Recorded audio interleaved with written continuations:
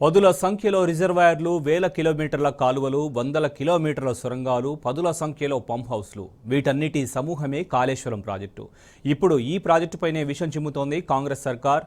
రాజకీయ దురుద్దేశంతో ప్రాజెక్టుపై బురద జల్లే కుట్ర చేస్తోంది. మేడిగడ్డ బరాజ్ పునరుద్ధరణ చేపట్టకుండా మొత్తంగా ప్రాజెక్టునే మూలన పడేసే కుట్రను అమలు చేస్తోంది. దీంతో ఈ కుట్రలకు చెక్ పెట్టేందుకు బీఆర్ఎస్ సిద్ధమైంది. చలో మేడిగడ్డ కార్యక్రమంతో ప్రజలకు వాస్తవాలను వివరించేందుకు బీఆర్ఎస్ నేతలు మేడిగడ్డకు బయలుదేరి వెళ్లారు. ఈ మేరకు హైదరాబాద్ తెలంగాణ భవన్ నుంచి బీఆర్ఎస్ వర్కింగ్ ప్రెసిడెంట్ కేటీఆర్ ఆధ్వర్యంలో ఎమ్మెల్యేలు, నేతలు మేడిగడ్డకు తరలి వెళ్లారు. ఇదే అంశానికి సంబంధించి పూర్తి సమాచారం మా ప్రతినిధి సూరజ్ రెడ్డి లైవ్ ద్వారా తెలుసుకుందాం. సూరజ్, చెప్పండి.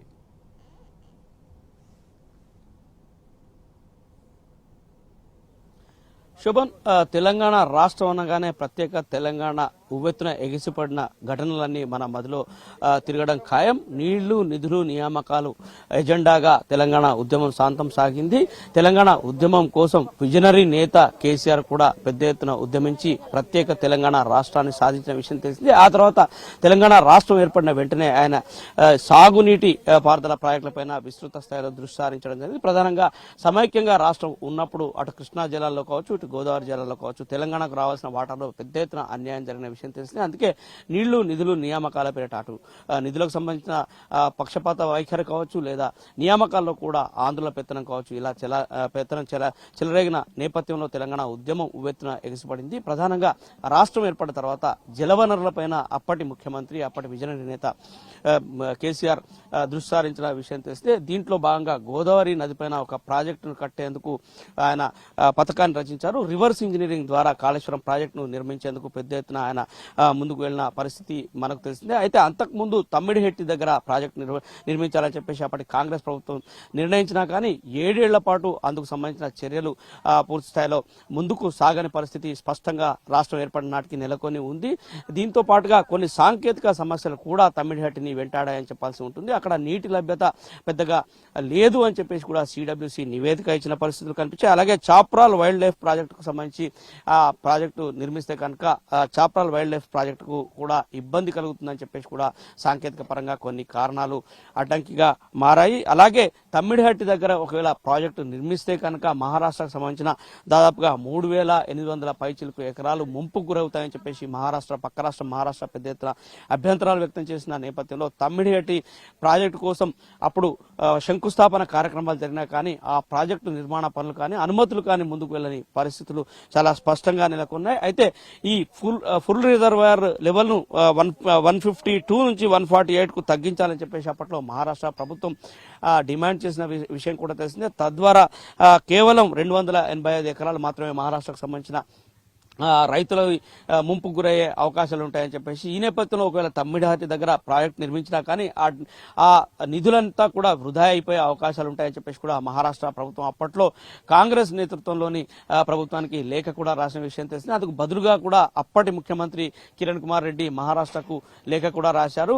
మహారాష్ట్ర సమస్య పరిష్కరించిన తర్వాతనే ప్రాజెక్టు నిర్మాణం ముందుకు వెళ్తుందని చెప్పేసి కూడా ఆయన అప్పట్లో హామీ ఇచ్చారు. అయితే వీటన్నిటి నేపథ్యంలోనే తెలంగాణ ప్రత్యేక రాష్ట్రం ఏర్పడింది. ఆ తర్వాత విజనరీ నేత కేసీఆర్ తెలంగాణ ప్రత్యేక రాష్ట్రానికి ముఖ్యమంత్రిగా బాధ్యతలు స్వీకరించిన విషయం తెలిస్తే ఆ వెంటనే ఆయన ఇక్కడ గోదావరి నదిపైన ప్రాజెక్టుల నిర్మాణానికి సంబంధించి పూర్తి స్థాయిలో దృష్టి సారించారు. అయితే అప్పటికే సిడబ్ల్యూసి నుంచి ఒక స్పష్టమైన సూచనలు కూడా రాష్ట్ర ప్రభుత్వానికి అందాయి. ఒక నివేదిక కూడా అందింది. తమ్మిడిహట్టి దగ్గర ప్రాజెక్టు వయబిలిటీ లేదు, నీటి లభ్యత అందుబాటులో లేదు, దీంతో కొత్త చోట కూడా ప్రాజెక్టు నిర్మించాలని చెప్పేసి సూచనలు వచ్చాయి. దీంతో మేడిగడ్డ ప్రాంతంలో ఒకవేళ ప్రాజెక్టు కనుక నిర్మిస్తే ఇక్కడ 280 పైచలకు టీఎంసీల నీటి లభ్యత ఉంటుంది. దాదాపుగా 240 టీఎంసీల నీళ్లను ఇక్కడ నుంచి ఎత్తిపోసే అందుకు అవకాశాలు ఉంటాయి. అలాగే ఈ ప్రాజెక్టులో భాగంగా అంటే అప్పట్లో కాంగ్రెస్ హయాంలో ప్రాణహిత చెవెళ్ల ప్రాజెక్టు నిర్మించేందుకు కూడా కాంగ్రెస్ ప్రభుత్వం ముందుకు వెళ్లిన పరిస్థితులు మనకు తెలిసిందే. అయితే ఆదిలాబాద్ జిల్లాకు కేవలం 2 లక్షల ఎకరాల ఆయకట్టుకు సాగునీరు అందించే క్రమంలో మాత్రమే ఆ ప్రాజెక్టు డిజైన్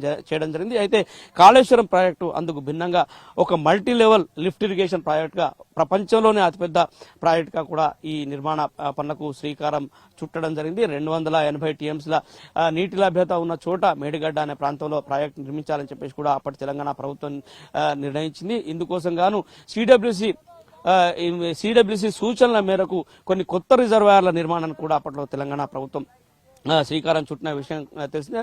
దీంట్లో భాగంగా మేడిగడ్డ లక్ష్మీ బ్యారేజ్ తో పాటుగా అన్నారం అలాగే సుందిళ్ళ ప్రాంతాల్లో ఎల్లంపల్లికి ఈ మేడిగడ్డకు మధ్యలో సుందిళ్ళ అన్నారం ప్రాజెక్టులను కూడా నిర్మించేందుకు తెలంగాణ ప్రభుత్వం శ్రీకారం చుట్టిన విషయం తెలిసిందే.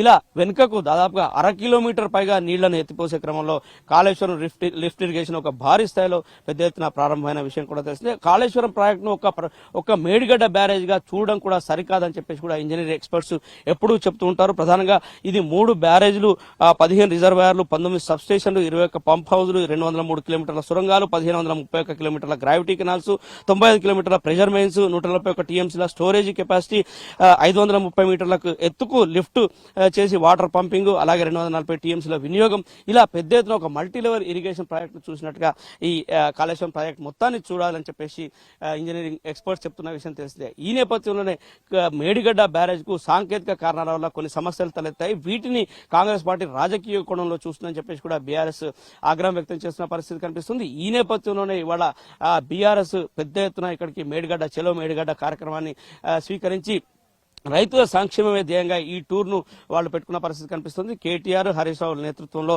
బీఆర్ఎస్ పార్టీకి సంబంధించిన ఎమ్మెల్యేలు కావచ్చు, ఇతరత్ర నాయకత్వం అంతా కూడా ఇవాళ ఇక్కడికి మేడిగడ్డ సందర్శిస్తున్నారు. అన్నారంలో వాళ్ళు మధ్యాహ్నం తర్వాత ప్రెస్ మీట్ ను పెట్టి ఇక్కడ సమస్యలన్నింటినీ కూడా వివరించే అవకాశాలు కనిపిస్తున్నాయి. వాళ్లతో పాటుగా ఇంజనీర్ ఎక్స్పర్ట్స్ అప్పటి కమిటీ 5 సభ్యుల్లో కొంతమంది కూడా వస్తున్నారు. ప్రధానంగా ఇక్కడ కేవలం ఒక ఇంజనీరింగ్ సమస్యను రాజకీయం చేస్తూ కాంగ్రెస్ రైతుల ప్రయోజనాలను పణంగా పెడుతోందని చెప్పేసి ఇప్పటికే ఏదైతే డ్యామేజ్ జరిగిందో ఆ డ్యామేజ్ కు రిపేర్ వర్క్లు వేగంగా ముందుకు తీసుకెళ్లాల్సిన దానికి బదులుగా రాజకీయాలు చేస్తూ కాంగ్రెస్ నేతృత్వంలోని రేవంత్ రెడ్డి ప్రభుత్వం తాత్సారం వహిస్తోందని చెప్పేసి కూడా, అంటే నేషనల్ డ్యామ్ సేఫ్టీ అథారిటీకి సంబంధించిన నివేదిక వచ్చిన తర్వాత ముందుకెళ్తామనే ఒక వైఖరిని ప్రదర్శిస్తున్నారు. ఈలోపు రైతుల ప్రయోజనాలు పెద్ద ఎత్తున దెబ్బతినే అవకాశాలు ఉంటాయని చెప్పేసి కూడా బీఆర్ఎస్ నాయకత్వం అంతా కూడా అభిప్రాయపడుతుంది. లక్షలాది మంది రైతులకు లక్షలాది ఎకరాల ఆయకట్టుకు సాగునీరు అందించే క్రమంలో, అలాగే లక్షలాది ఎకరాల ఆయకట్టును స్థిరీకరించే క్రమంలో కాళేశ్వరం పెద్ద ఎత్తున భూమిక పోషిస్తున్న విషయం తెలిస్తే, కాళేశ్వరం ప్రాజెక్టు అందుబాటులోకి వచ్చిన తర్వాత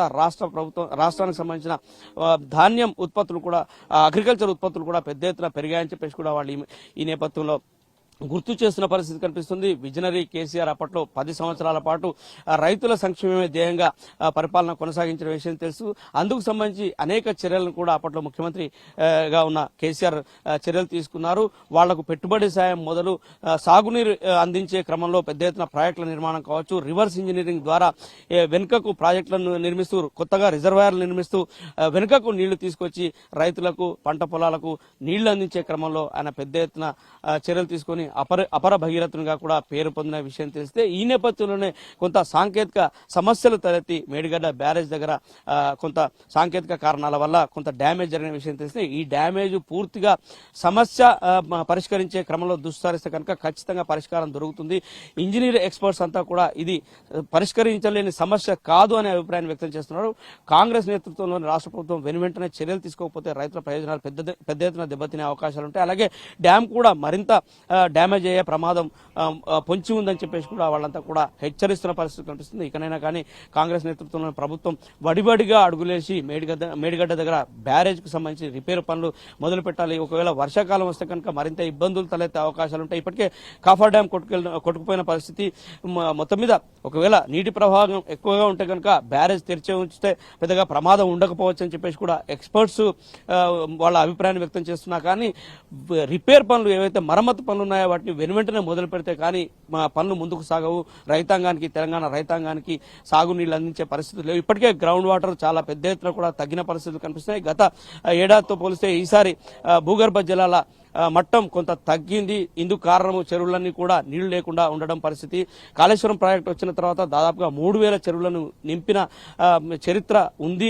3000 చెరువుల కింద కూడా లక్షలాది ఎకరాల ఆయకట్టు అటు స్థిరీకరణ కావచ్చు, ఇటు కొత్తగా కావచ్చు అందుబాటులోకి వచ్చిన పరిస్థితులు ఉన్నాయి.